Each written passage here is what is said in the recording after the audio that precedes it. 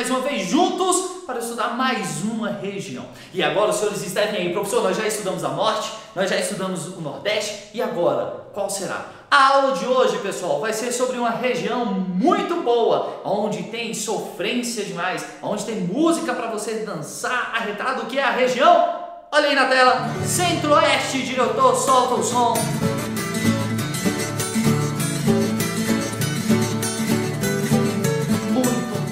Muito bom ali, ó, moda de viola boa, e vamos iniciar os nossos estudos sobre a região Centro-Oeste. Pessoal, olha aí no slide, foca aí no slide, para os senhores entenderem. Primeiro, a região Centro-Oeste vai ser formada por 3 estados. Olha para mim, professor, o senhor tá louco? Eu tô vendo ali 4, Mato Grosso, Goiás, Mato Grosso do Sul e DF. Cuidado. Estado, o Centro-Oeste são formados por 3. Mato Grosso do Sul e Goiás. Unidades federativas, o Centro-Oeste é formado por 4. Ué, professor, por quê? Porque o Distrito Federal não é considerado um estado. O Distrito Federal é o quê? Um distrito. Então ele é uma unidade federativa. Então em estados nós temos 3. Unidades federativas nós temos 4, porque entra o DF. Região Centro-Oeste, pessoal, muito importante porque justamente esse detalhe, ela encontra aqui nela, dentro desse território goiano, a capital do país, que é Brasília. Beleza? A nível de curiosidade, a capital do país é Brasília ou Distrito Federal? Pensando? Dou-lhe uma, dou-lhe duas, Brasília. Beleza? O DF é todo o quadrilátero com todas as regiões administrativas. Então o DF não é a capital do Brasil. A capital do Brasil é Brasília. Foca aí no slide de novo, nós temos aqui o primeiro ponto a ser trabalhado, que vai ser a questão da construção da nossa cidade, que fez agora, dia 21, 60 anos. Parabéns, diretor! Põe parabéns aí para Brasília! Tá bom, chega, vamos lá, continuando. Pessoal, olhem só. O que eu quero que os senhores entendam? Quando a gente fala desse ponto da construção de Brasília, é porque a gente está falando do povoamento da região Centro-Oeste. Pessoal, no século XV, era povoado? Não era povoado. No século XVI, era povoada? Não era povoada. Tinha alguns acampamentos, mas não era povoado. No século XVII, começa a ter alguns povos ali que habitavam. Mas vamos colocar ainda como que não eram totalmente povoadas. Só a partir do século XVIII que essa região ela vai ter um povoamento, e esse povoamento vai ser devido à mineração. Professor, como assim? Descobriram no interior do Goiás, no Mato Grosso, pedras, metais preciosos, e aí começaram a vir pessoas para cá. Professor, e os indígenas? Não habitavam essa região? Habitavam. E os senhores sabiam que o nome do estado Goiás é uma homenagem à tribo indígena que vivia aqui antes, que eram os índios goiáses. Tanto que o antigo nome do Goiás era escrito com Y e Z, porque era assim que se escrevia o nome dos índios goiáses, só depois que colocou o I e o S. Beleza? Então o povoamento de fato de colonizadores só se dá a partir do século XVIII com projetos de mineração. E posteriormente nós vamos ter a ocupação aí já no século XX, mais precisamente em 1955, com a construção de Brasília. E aí quando constroem a capital, lembrando que a primeira capital do Brasil foi Salvador, a segunda foi Rio de Janeiro, e só depois que vem para Brasília, quando eles constroem Brasília, já existia, por exemplo, a capital Goiânia. Quando eles constroem Brasília, já tinham outras cidades importantes aqui próximo, como Paracatu, como cidades como Ouro Preto. Então essas cidades, elas até apoiaram a construção de Brasília para tentar movimentar a economia, inclusive, da região Centro-Oeste. Então, os 2 pontos importantíssimos que os senhores têm que lembrar sobre o povoamento e a ocupação do Centro-Oeste é: primeiro, povoamento por projetos de mineração. O ouro na região Centro-Oeste acabou muito rápido, assim como em Minas Gerais também. Então, como o ouro acabou muito rápido, muitos foram embora, outros ficaram, e aí ficaram para trabalhar com a pecuária.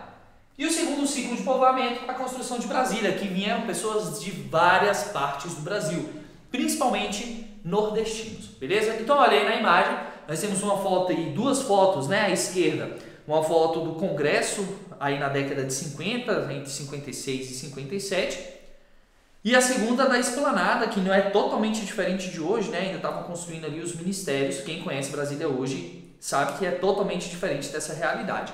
Volta aqui para mim. Quem foi o responsável pela execução da obra da construção de Brasília?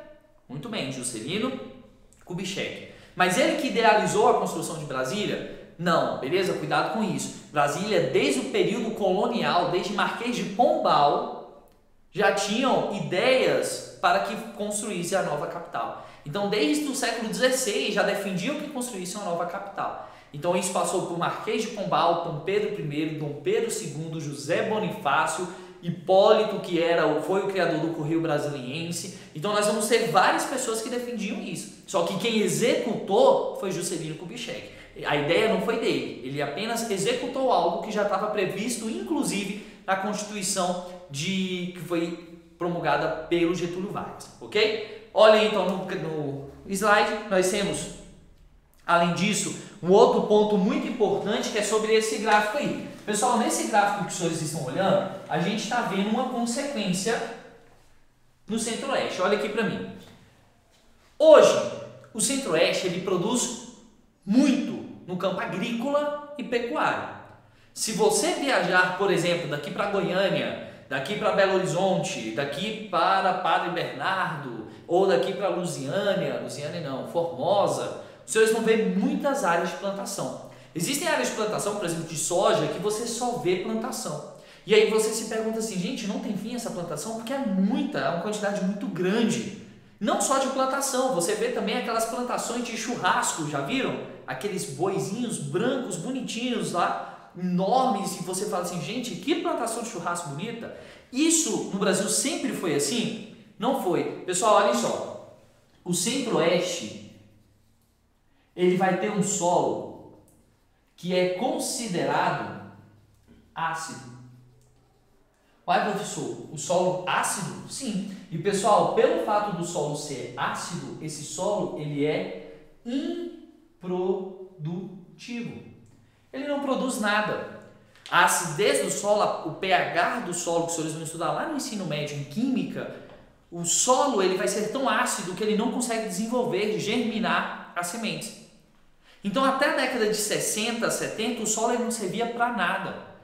Tanto que sulistas, principalmente do Paraná e do Rio Grande do Sul, que estavam perdendo terras, compravam terras aqui baratíssimas, fazendas enormes, baratíssimas.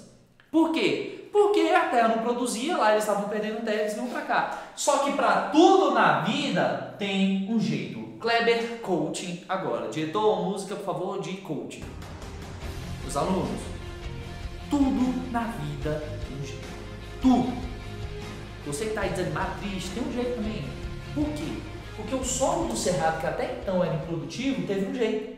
E ele deixa de ser improdutivo e passou a ser o quê? Produtivo. Produtivo por causa de qual processo? Um processo chamado de calagem.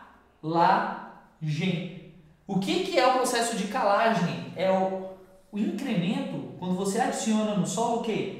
Calcário. E esse solo que tem uma acidez alta, essa acidez começa a diminuir por causa do calcário. Então ele começa a diminuir. Quando a acidez começa a diminuir, o que acontece? O solo se torna produtivo. Aí olha, aí no slide a gente vai perceber, por exemplo, que o Mato Grosso tem uma produção aproximada de 25% de cereais, leguminosas e oleaginosas do Brasil. E que o Centro-Oeste como um todo produz 44% desses produtos. Então você vai ver que o Mato Grosso se destaca, que o Goiás se destaca. Então esse gráfico mostra pra gente a importância da produção agrícola para o Centro-Oeste. Pessoal, olha aqui para mim rapidinho, um ponto interessante então, que o Centro-Oeste passou por várias transformações, tanto na ocupação como no processo agrícola. Olha aí no slide, deixei para vocês aí alguns pontos que estimularam a agricultura, entre eles terras baratas, entre eles o terreno plano. Pessoal, olha aqui para mim, o terreno plano é mais fácil utilizar uma máquina ou mais difícil?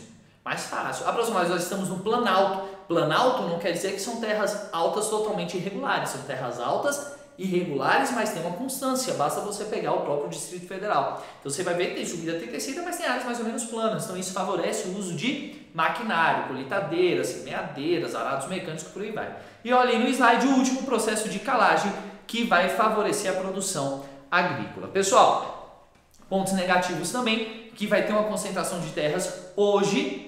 E um ponto muito importante que é o desmatamento do cerrado. Olha essa próxima imagem, que bacana. Isso deixa nítido a diferença que nós temos hoje no Centro-Oeste. Do lado esquerdo temos uma área nativa do cerrado e no lado direito nós temos uma área para agricultura. Uma diferença nítida e aí você consegue perceber. Olha aqui para mim, esse desmatamento hoje ele está associado basicamente ao quê? Agropecuária. Beleza? Nós temos florestas ainda, a floresta nacional aqui, conhecida como água mineral, nós temos diversos parques no Centro-Oeste, mas nós temos aí um desmatamento voltado principalmente por causa da agropecuária. Para encerrar, pessoal, lembre-se que o bioma principal do Centro-Oeste é o bioma cerrado e é o bioma que mais sofre com índices de desmatamento hoje no Brasil. O bioma mais desmatado foi a Mata Atlântica, que hoje resta em torno de 8%, porém, do jeito que vai com o cerrado, cientistas estimulam que daqui a 50 anos ele vai estar totalmente destruído ou próximo da Mata Atlântica, beleza? Então, pessoal, olhem só, encerramos a aula nesse slide e para casa eu vou pedir o seguinte: os senhores irão fazer no caderno de vocês uma simples pesquisa sobre o desmatamento do cerrado, para os senhores terem uma maior absorção sobre esse determinado assunto, que é extremamente importante para o resto da vida de vocês. Valeu, galera, forte abraço e até a próxima!